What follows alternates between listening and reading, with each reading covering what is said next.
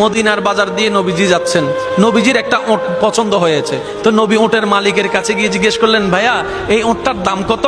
ওই দামাদামি হলো, নবী সে দামে কিনতে রাজি হলেন, কিন্তু নবীর কাছে তখন অর্থ ছিল না। তখন নবীজি ওনাকে বললেন, আপনি আমাকে ওটটা দেন, আমি এখনই গিয়ে আপনার সেই প্রাপ্যটা পাঠিয়ে দিচ্ছি। ওটের মালিক ওনাকে ওটটা দিয়ে দিলেন।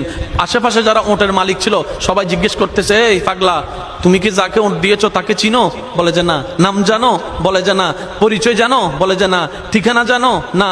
তো তুমি যে ওটটা দিয়ে দিলা, উনি যদি ওটার টাকাটা না ফাটায় তখন তো তুমি লসের মধ্যে চলে যাবা। সে ওটের মালিক বলে, এত সুন্দর নুরানি চেহারাওয়ালা কখনো বাটপার হতে পারে না, কখনো চিটার হতে পারে না, কখনো মৃত্যুক হতে পারে না।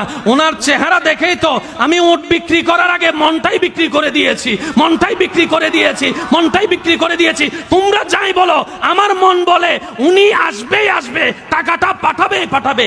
এই কথা বলতে না বলতে কিছুক্ষণ পরে নবীজির একজন সাহাবা এসে বলছেন, একটু আগে একজনে ওট নিয়ে গিয়েছেন কাছ থেকে, ওটের মালিকটাকে একটু দেখতে চাই। উনি বলে যে আমার থেকে।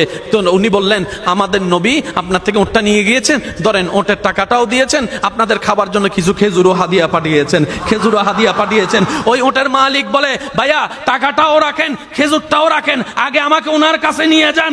আমি ওট বিক্রি করি নাই, আমার দিলটাই বিক্রি করে দিয়েছি। ওনার চেহারা মোবারক দেখে আমার মনটাই পাল্টাই গিয়েছে, আমি কালিমা পড়ে মুসলমান হয়ে যেতে রাজি আছি। সুবহানাল্লাহ।